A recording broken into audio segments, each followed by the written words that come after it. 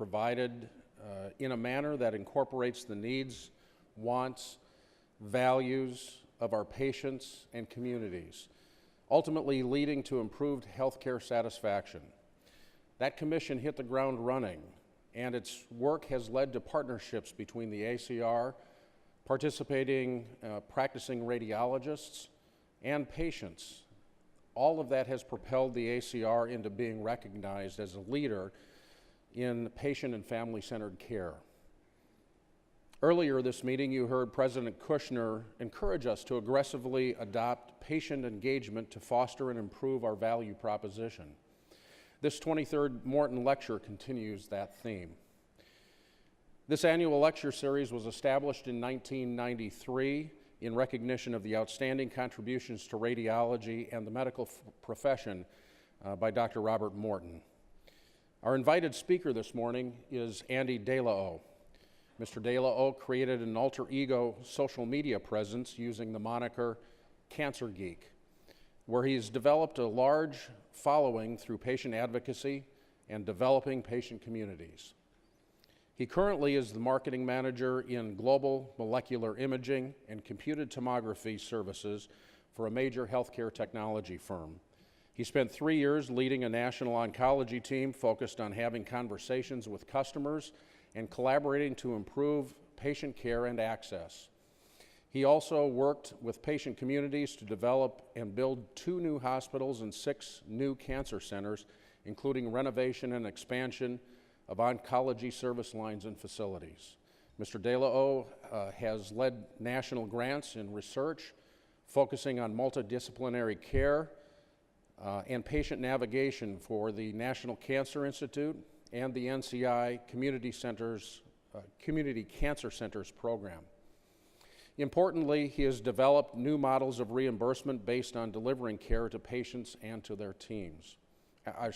Patients on their own terms. Please join me in welcoming Mr. Andy De La O to the stage as he presents the 2016 Moreton Lecture that he has entitled Step Out of the Dark and Into the Light. Mr. De La O.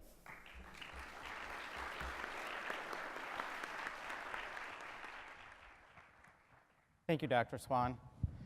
Before I get started, I'd first like to thank the College of Radiology for inviting me to spend some time this morning and talking to all of you about some stories about my perception and what I see for the future and how I see radiology plays into all of that. More importantly, as I was preparing for this, I actually went back and I started to look at the previous Moreton lecturers. And in looking at that, I became very humbled by the fact that the ACR decided to take a slight risk and ask someone like me who dresses differently, who thinks differently, and puts patients sort of at the center of everything that we do. And so with that, I would like to thank all of you for giving me some of your time and some of your attention this morning, because I am deeply humbled by this experience. So with that, let's start to talk about the story that I want to talk about this morning, which is the art of radiology. And it's really about the fact that I'm encouraging everyone in the college to step out of the dark and into the light. But with all talks like this, we gotta get some of the house cleaning stuff done.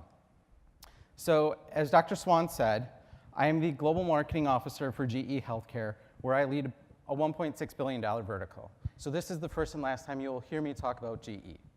More importantly, I am the co-founder and CEO of a group called My Ideal Patient Experience, where it's really about taking patients that are experts in their diagnosis and advocacy that also happen to be marketers, engineers, TV broadcasters, news anchors, marketers, and bringing them to the forefront to actually address the challenges that we face in healthcare, and then design and redesign with that in mind, and then layering on top all of the other things that we think about as far as facility structure, clinical workflows, etc.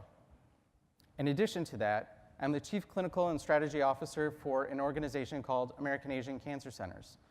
We're currently in the process of building 20 to 25 cancer centers in Asia. In addition to that, we're actually trying a new model called risk reduction centers, which are all focusing on bringing imaging and new clinical workflows to China. And lastly, I'm the founder of something called the Patient Scene. It's a weekly series in which we actually talk about the biggest healthcare issues that are going on, but we do it from the perspective of a patient. So with most lectures like this, it's all about the goals and objectives. For me, I happen to be a storyteller, so I think of this slightly differently. Today we're going to take a journey, and we're going to talk about some different chapters. So first, we're going to get to the essence of why we're all here, why we do the work that we do. And then we're going to move ahead into the next chapter, and we're going to talk about how we got here today. I'm going to make some leap of faith assumptions and some hypotheses that you may or may not necessarily agree with, but I hope it will cause a slight bit of discomfort, because it's in those moments of discomfort in which change is apparent and the opportunities happen. In addition to that, we're going to talk about some economics. I'm going to keep it very simple because I'm a simplistic person, and I'm probably the least smartest person in this room. But we're going to talk about the experience economy, the connection economy, and finally, we're going to give some simple practices about how all of you as radiologists can go back to your day jobs next week and start building your own tribe. So why do we do the work that we do? In 2009, Simon Sinek did a TED Talk that actually addressed this topic. What he wanted to do is he wanted to understand why leaders, as well as organizations and manufacturers, what separated the great from just the mediocre. And so he started to look at people like Steve Jobs, the obvious, Martin Luther King, John F. Kennedy, and he started to look at companies like Apple. And he kind of said, well, what is the difference? And so as he started to do his research, what he noticed is that it kind of came down to three things. Almost every single company talks about what they do. It's the products and services that you generate. That's simple, that's easy. If you're in radiology and someone asks you, well, what is it that you do? Generally, you're going to say, it's the interpretation of the images. That's what we do. Okay, great. But then when you start to talk to some other organizations and you ask, how do you actually go about doing that? Sometimes that becomes a little bit more difficult, because this is really about that differentiation and that value proposition. What makes you different from somebody else? But very few organizations and leaders can actually talk about why they do the work that they do. And so most of us say, well, hey, that's easy. We do it because we want to get paid. But that's the wrong answer. The revenue and the payment is a result of why you do the work that you do. Why we do the work that we do, it's the purpose, it's the cause, it's the belief. It's the sole existence and reason of why we are there, why we show up to do our work. And so periodically, I like to start to think, why do I do the work that I do? I could do so many different things, but I choose to be in this field. I choose to be here this morning with all of you. So why do I do it? As Dr. Swan mentioned, I got into this field of radiation oncology. That's what I went to school for. So I have a bachelor's in radiation oncology, I have a master's in medical physics and dosimetry, and that's what I did. And the reason why I did it is because there's three things that motivated me as a young student. And it was really about technology. Hey, they're going to pay me to work with all this really cool, expensive technology. The second one is I like to be challenged. So each day was a new challenge that I was facing. And the last one was people. I'm a people person. I want to be able to make a change in someone's life. And so that's why I did the work that I did. And so I went ahead and I started doing this work. For about 3 years, I was able to touch patients. I was able to create treatment plans. I was able to work with radiologists and do some pretty cool things. So much so that at the age of 28, a board of directors was crazy enough to say, hey, we've seen you do a renovation. We've seen you transition from analog to digital. We've seen you do a lot of different things. What happens if we give you $25 million, 8 months, in the dead of winter in Wisconsin, and build us an entire oncology service line? I said, okay, I'm crazy enough to do this. But I'm going to do it slightly different, because what the board gave me was a directive to be on time, on budget, and to open up and be different than everyone else. So instead of just building a building and hiring physicians to do the work, I said, why are we actually here? We're here for the patients. And so I went out to the patients and I asked them, when you think of cancer, what are the things that you think about? What motivates you? And by and large, through and through, what all of them said was this concept of time. How do I go from, oh my goodness, I think there's something wrong with me, to that point in time where you know what's wrong with you and what to do to get you better again? And so it's this clock, this internal mechanism inside of us. And so I decided, you know what? I can do something about this. If the national average for that is 10 days, it can be as high as 60 if it's lung cancer in the US. How do we fix that? How do we bend the curve? Well, it's simple. The time-limiting step comes to imaging and pathology. So I got the right radiologist and the right pathologist in the room at the same time, and we talked this out. And we figured out how to agree to get this to 5 days or less. And before we opened up, we actually agreed to do this in 72 hours or less for all comers. And that took a feat of work, but it all started with radiology and pathology. So fast forward, and I'd like to introduce you to my father. So 2.5 years ago, I was traveling. I got a call from my dad, said, hey, I'm not feeling very well. So I rushed back home, got him into the system, and within 72 hours, we realized that he had stage 4 metastatic cancer. And so at that point in time, I continued to think about how do I sort of hack and bend this system to help my father. But my father gave me a gift. He reminded me of why I do the work that I do. And the reason why is because I have the ability to listen to all stakeholders. I had the ability to listen to my father and understand that he did not want more treatment. What he wanted is he wanted to go home, get his affairs in order, and be with his loved ones. And so 6 weeks later, my father passed away at home. But that's why I'm here. I'm here to make a dent in the universe because I do something better than a lot of other people do. I listen to understand, and I can tell stories and articulate them with various lenses so that it builds collaboration amongst all stakeholders. So inside of healthcare, what does that mean? It means that we've got the 5 Ps inside of healthcare. And so I like to simplify things, but at the end of the day, it begins with the patient. So how do you understand why you do the work that you do from the patient's perspective, especially inside of radiology? And then how do you take that and how do you articulate that story? How do you use the right words to build a world, to tell a story, to the referring physicians, which are providers, to the payers, to the politicians, the regulatory bodies, and to the pharmaceutical companies or medical technology companies? That's what I do very well. And I think the world of radiology has the ability at this point in time to do the same.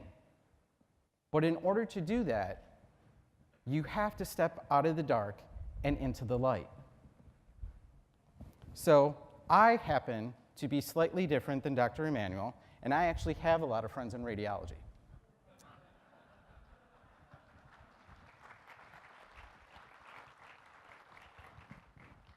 So because I have a lot of friends, I happen to ask 6 of them, and I asked them, why do you do the work that you do? And lo and behold, across the board, if you simplify the essence of what they said, it's because they wanted to have a profound impact in the life of a patient. They wanted to be able to do something that would go ahead and impact the patients during their journey inside of healthcare. And I was like, wow. Like, they get it. The reason why they spent all of this time going to medical school and residency and doing fellowships and doing all the work that they do is because they do it for the patient. They understand that the words that they use in the interpretations of images build my world. They build the world for other patients like me. So for me, it's all about correlating to other things that are more common, which is about art. So because I happen to have grown up in radiation oncology, I get the fact that taking images of each individual person, it's kind of like artwork. And so what does an artist do? But they're generous. They do something risky that makes a change in somebody else. And that's what radiologists do on a daily basis. So if you do that on a daily basis, what you're really doing is you're choosing to connect, because that's what it means to be human. But yet the problem is that the words that you use in the interpretation of images that you put in the reports, that story, it's not being told by you. It's being told by other people. It's being told by primary care and internal med and all of the other ologists inside of the healthcare system. So what is the difference between being a doctor and being a physician? So the simple definition is that a doctor is a person that's licensed to practice medicine versus a physician who is skilled in the art of healing. So again, I think this is the right time and opportunity for radiologists to make a decision. Do you want to be a doctor or do you want to be a physician? So how did we get here? If my 6 friends that are radiologists said that the reason why they wanted to become radiologists was because that they wanted to have a profound impact in the lives of patients, how did we get to where we are today? How did we get to a situation in which Dr. Manuel comes up here and says certain things that we don't want to hear? So again, I went out to my friends that happen to be radiologists, and I asked them a different question. Who do you believe has been the biggest influence inside of healthcare? And this time, none of them could agree. There was no common thread. So I decided to go out and ask some of my other friends. I asked pathologists, I asked oncologists, I even asked plastic surgeons.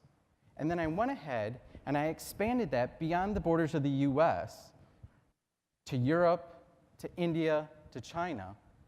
And again, there was no common thread. There was no common message. So I said, okay, it's time for me to create my own hypothesis.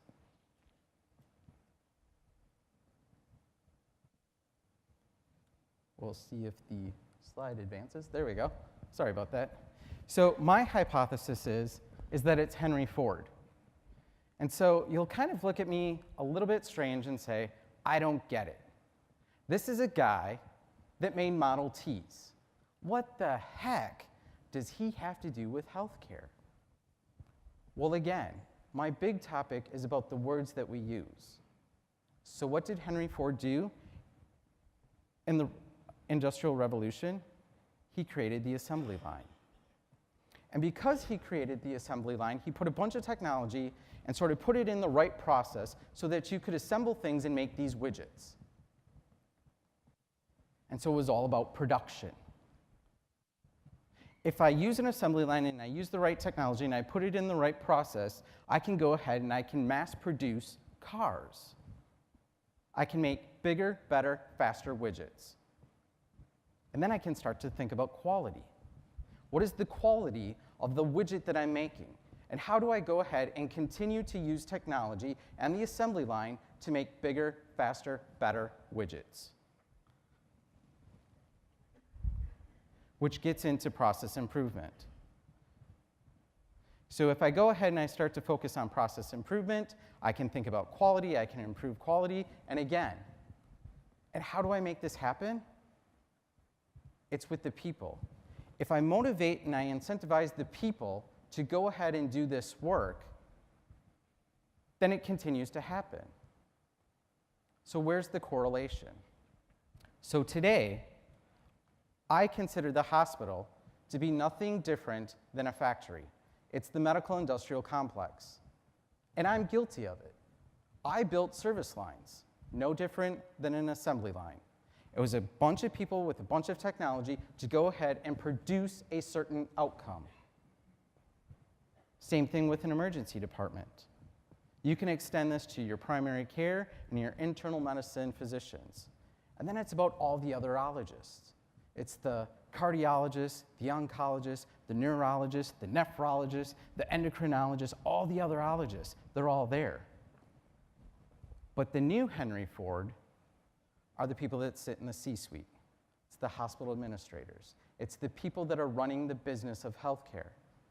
And so the language that they use and the words that they choose tell a very different story than the one of why we all went into medicine, why we decided to become radiologists, or why I decided to work in radiation oncology.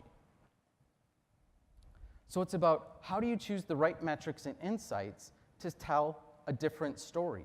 Because the story that we're telling today is one about productivity, capacity utilization, patient satisfaction, compliance.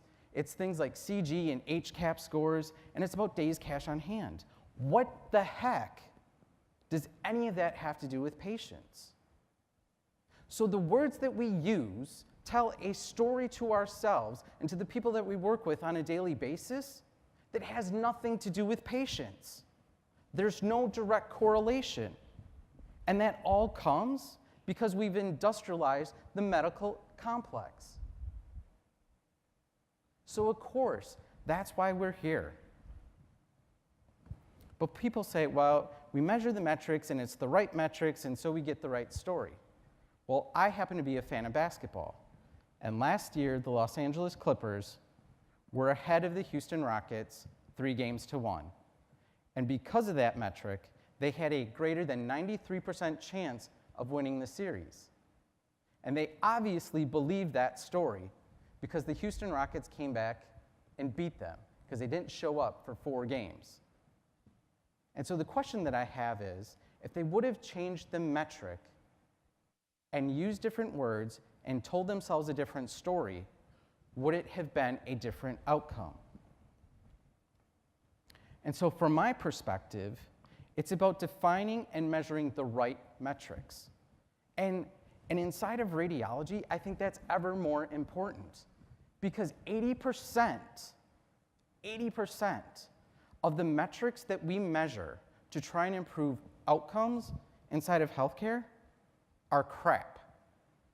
Because what I've found through my own personal journey and through my own personal work is that the majority of stuff inside of healthcare begins with 2 ologists, the radiologist and the pathologist. I happen to have a surgeon who's a friend who always came with this moniker, and forgive me because it's a little archaic, but it was always, hey, Andy, you need to realize if there's no meat, you can't treat, and the only way that you find the meat is through imaging. But that holds true. So I think we have to ask ourselves, what is the right metric that ties back to why we do the work that we do so that we tell ourselves a different story? But not just internally here inside the college. This story needs to get outside because right here you all know what the story is. The problem is that the other 5 Ps have no clue because you're not owning your words. You're letting somebody else tell your story. So there I'm going to pause, and I'm going to move to the next chapter, which is about economics and economy. So there's something called the experience economy. So our economy has evolved after the post-industrial revolution. So in 1998, there was an article that came out of a book called Welcome to the Experience Economy. And in this book, they actually talked about the evolution of going from commodities to goods to services to this point in time in which people were willing to buy based on their emotional experience. So what does this mean? Well, the economists use a simple and easy to understand thing about birthday cakes. So we've got children, we've had birthdays, we know what a birthday cake is. So from a commodities perspective, for maybe a couple of dollars, you can go ahead and you can get out the basic ingredients. You can put them together, you can spend some time, you can bake a cake, you take the cake out, you go ahead and frost it, you can have a party, then you have to clean up. It's a lot of work. And you know what? I've got production metrics that I have to worry about at work because that's how I get paid. So then they went ahead and we went from commodities to goods. So now I can go to the store and for $3 I can buy a box that I can then take home, add some water to, I can bake it, then I have to frost it, then I can have the party, then I have to clean up. It saves me some time, which is great, because I can go back and I can help the medical industrial complex make bigger, better, faster widgets. And then we evolved again to the service industry. So now for $20, I can go ahead and I can order a birthday cake. I don't have to worry about any of the stuff on the front end. I just have to worry about the cleanup on the back end, which is great because it gives me more time to go back to work, to use the words that somebody else does, and to make a bigger, better, faster widget. But now for $150, I can pay to have the experience someplace else. I can go to Chuck E. Cheese. Great, because now I've got more time. This is pretty cool.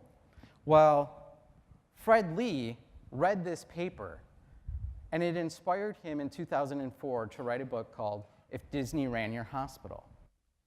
And so he looked at this and he said, hey, what does this mean? What does this experience thing mean inside of healthcare? And so then you started to see this transformation. But it was on a grand scale because we like to sort of, share best practices. So it started to turn into, hey, how do we, get rid of visiting hours? How do we change the paint on the walls? How do we get more light into the rooms? How do we go from sharing rooms to private rooms? How do we do all this stuff? But I asked myself, did anyone actually talk to patients and see if this is what patients wanted? Or did we just use these metrics and these theories and just make a leap of faith that we never even tested? So 5 years ago, Jason Wolf and the Barrel Institute created this definition of the patient experience. Patient experience is the sum of all interactions shaped by an organization's culture that influence patient perceptions across the continuum of care. Now think about that. It's the interactions that influence my perceptions in my journey inside of healthcare. But where's the radiologist in that journey? I never see the white of his eyes. The words that you use to build my world that dictates the path that I'm going to take in this journey inside of healthcare is told by somebody else. Somebody else is navigating it. It's not the radiologists. Again, it goes back to the cardiologist, the oncologist, the neurologist, the nephrologist, and the endocrinologist. All of these people are using your words to build my world and tell a different story. And that's got to stop. Because you influence what goes on inside of my journey as a patient.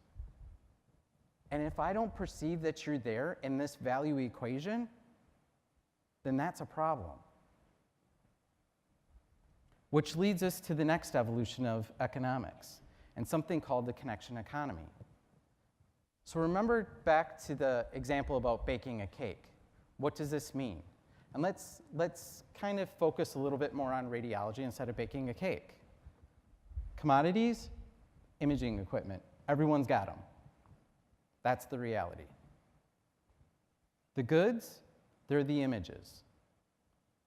The service, it's the interpretation of those images in the radiology report.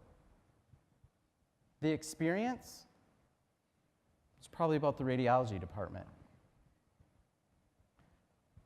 But now if you decide to step out of the dark and into the light and look in the white of my eyes and explain this to me, now we connect.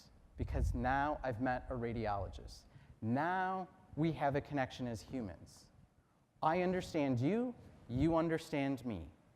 I get the fact of why you act and do the work that you do is because you want to have a profound impact on my journey. And that's what the connection economy is all about.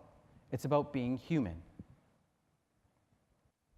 So in a world of abundance of choice and endless options, there's a premium on attention and trust. This is the definition, via Seth Godin, of the connection economy. So think about that. The value is attention and trust. So here's how I equate the economics of this. So we're told inside of the industrial medical complex that value is outcomes divided by the cost. But in the connection economy, I as a patient, it's about attention and trust. So how do you earn trust? It's about having a transparent conversation. Can we have an open and honest dialogue about what's going on with me? And once we do that, can you help me along in the next step in my journey, in my transitions? But to do that, you need to spend time with me. And that's how I, as a patient, who has more control over the spend of dollars, that's how I define it. It's attention and trust. And right now, because you're not using your words that impact my world, you don't have my time, nor do you have my attention. So the internet. The internet is not just for YouTube watching videos of cats doing like crazy things. What the internet is it's a connection engine. Anyone in the world with a computer or cell phone that has the ability to connect to the internet can connect with anyone else. At this very point in time, I have close to 8,000 people that are following online of my talk. And I can guarantee you that the impressions that I make are not just defined in Washington, D.C., it's global. And I'm willing to bet that by the end of this conference, I will have almost 1 million impressions, and I'm an N of 1. So think about that. There's some simplistic things that all of you can do to own your words, to tell a story, and connect. Because that's the time that we live in. So I was advised not to try and get group participation, but I like to cause a little bit of a ruckus, so we're going to try something. So what I would like you to do is to clap your hands slowly, in unison, and in rhythm when I say go. And don't stop until I tell you to stop. So we'll do this on the count of 3, okay? 1, 2, 3.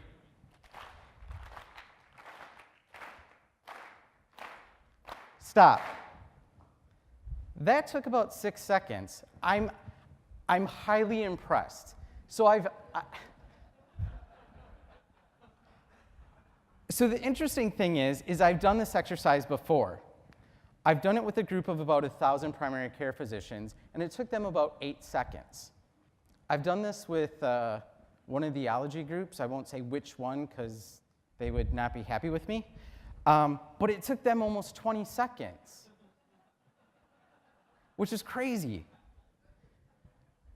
But the interesting thing about this is that how did the people sitting at the table in Illinois know what the people way back there in the far corner, how they were going to clap? Let alone, do you even know each other? But somehow you figured it out. And why is that? It's because we're all human. Because you want to connect. Because you want to be part of something. Because you're radiologists. Because people like us do things like this. Because on an annual basis, radiologists decide to come to the annual ACR meeting because that's what you do. Because people like us do things like this. But now you just have to reframe it and realize that you need to let everyone else know about the stuff that you do. So how do we do this? Creating value in healthcare. They warned me about this with my clicker, but I kind of have ADD and I need to have like my security blanket. So the connection economy comes down to 4 pillars. The first pillar is, do you have permission? Do you have the permission to talk to people, but more importantly, are they willing to listen? Do you have their trust? If this is the first time that we're meeting, do we trust that we know how to like work together? How do we figure it out? How do we all clap hands together? The exchange of ideas. It's basically that the sum of us are greater than any of us. And coordination. There's a value in bringing a large group of radiologists together to descend on Washington, D.C. for a few days. And so what is that value? What is that coordination? Why do we all do this? So inside of healthcare, again, I've simplified this. It comes down to what I call the 4 T's. Are you willing to spend the time with me, the patient? And if you spend enough time with me, I'll give you my trust. And if you have my trust, we can have a transparent, open, and honest conversation where you can understand what my expectations are of you, and you can tell me and help me understand what what your expectations are of me as a patient. And together, you can help me manage my transitions along my journey inside of healthcare. And the choice is simple. You either choose to connect or you will be eliminated. And if you don't believe me, I'll go back to the example of Henry Ford, because I've been to Detroit and I've seen those empty factories. And that is a reality.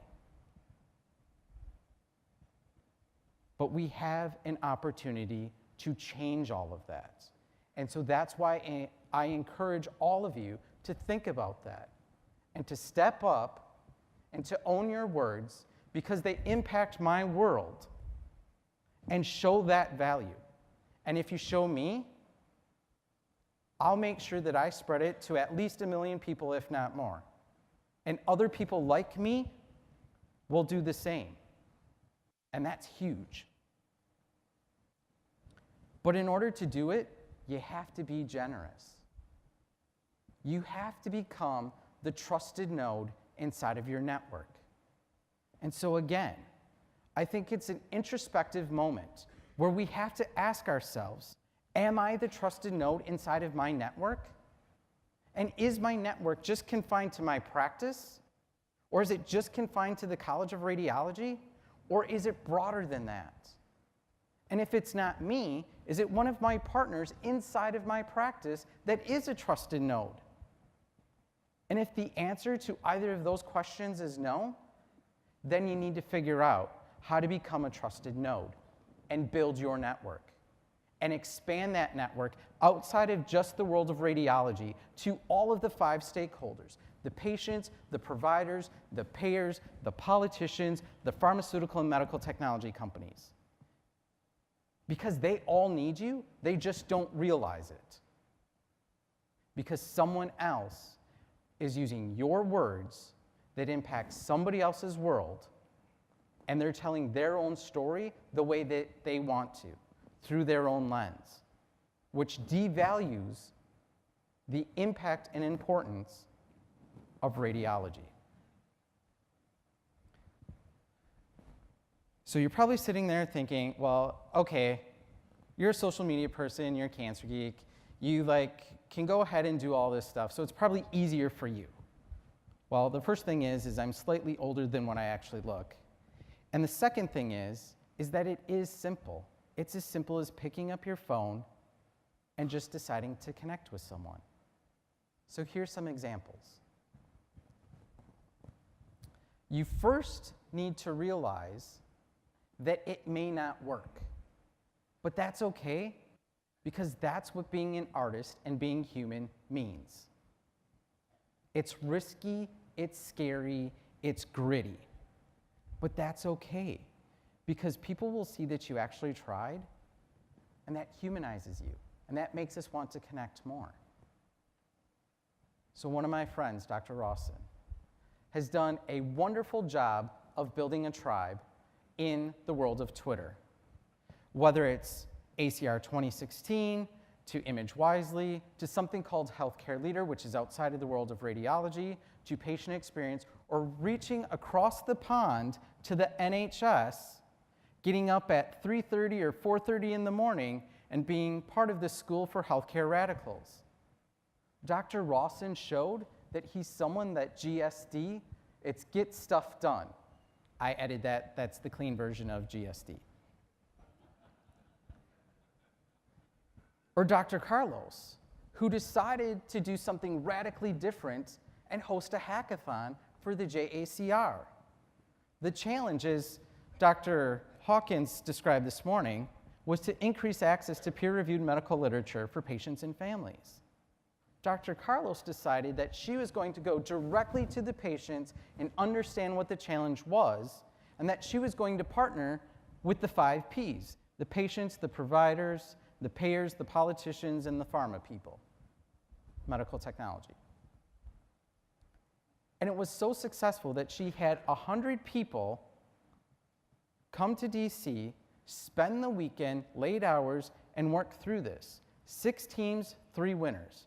But more importantly, she has a technology roadmap that within 12 months, she can actually make that happen. That's huge. And it was the power of connecting outside of radiology to solve a problem, to own the words that tell a different story that impact my world. Or my friend, Dr. Jha. This is something that I created as an ode to him because they were asking me, well, hey, how do we do other things? It's as simple as a summary report. I've created something like this in the world of cancer, where we basically said, hey, Mrs. Smith, we reviewed your images. And you know what? They're normal. But here's a key image. Here's my name. Here's a telephone number. And if you want to talk more, give us a call. It's something as simple to do. And it's even better if you do it versus a primary care or somebody else, because they're your words that build my world. And so I'm hearing it straight from you.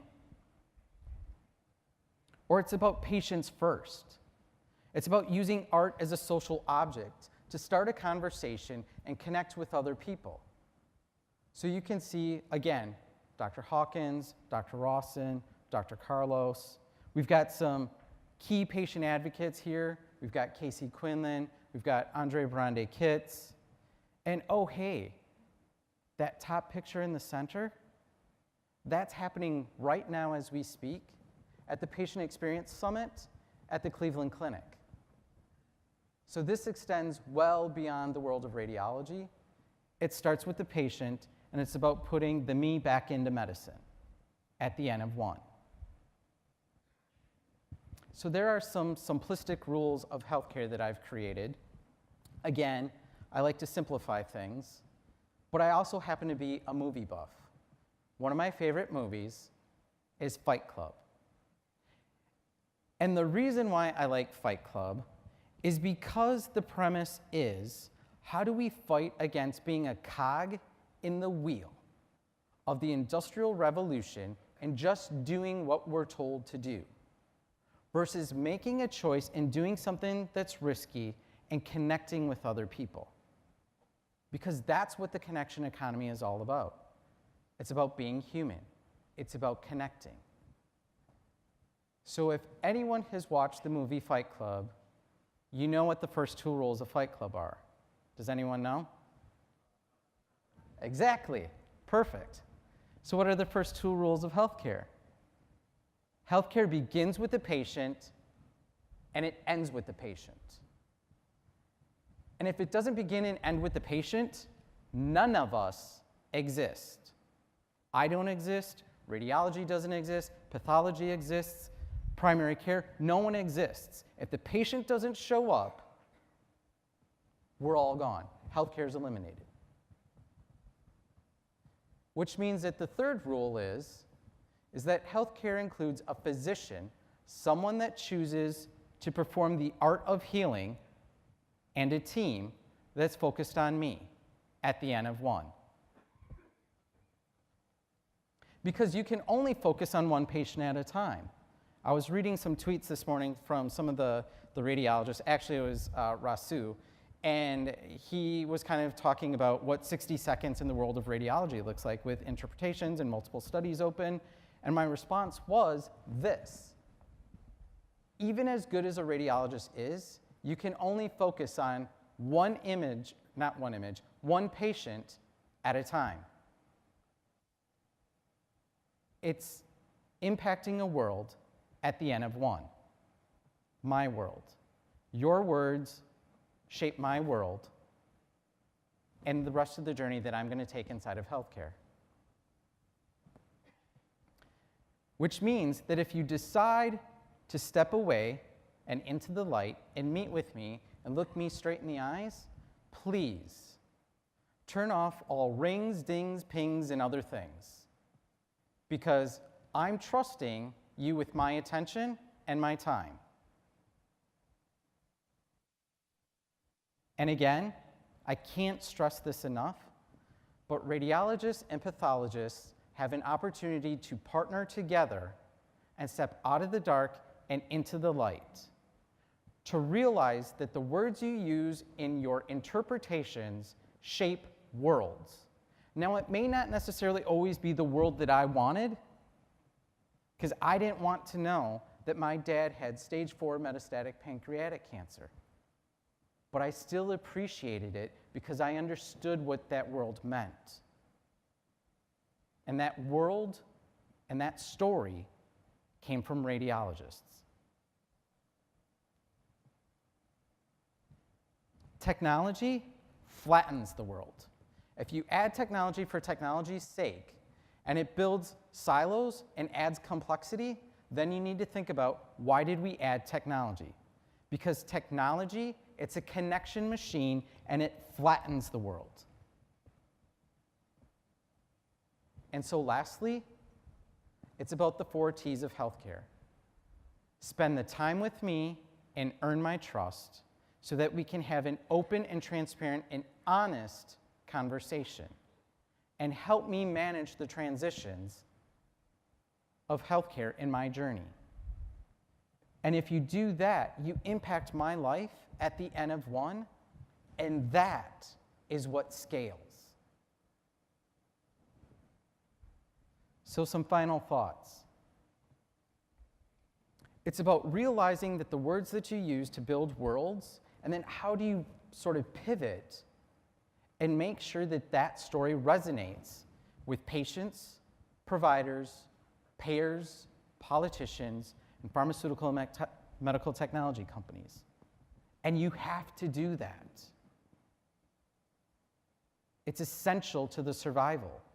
And more importantly, I think it's going to flip this whole equation, and people are going to see that they need to give ever more importance and recognition to the world of radiology. Because everything else that happens downstream with the oncologist, the cardiologist, and any other ologist that you want to think of, it's because of imaging. So healthcare, it begins here. It begins with why we went into medicine, why we decided to be radiologists. Because it's all about patients first. And you only have 2 gifts to give. The first gift is about why you went into medicine, and the second one is time. Because time is the one thing that we all have, and once we spend it, we can't return it and we can't get it back. It's gone forever. So make sure that you spend your time using your words to build worlds that impact me, and you own your story. Because people aren't the greatest asset for the College of Radiology. People are your only asset. So connect. So with that, I want to thank all of you for your time and attention this morning.